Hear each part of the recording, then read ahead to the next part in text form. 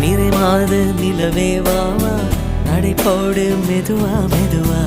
அழகே உன் பாடு அறிவேனம்மா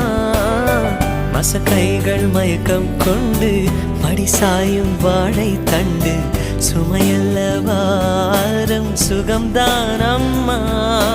தாயான பின்புதான் நீ பெண்மணி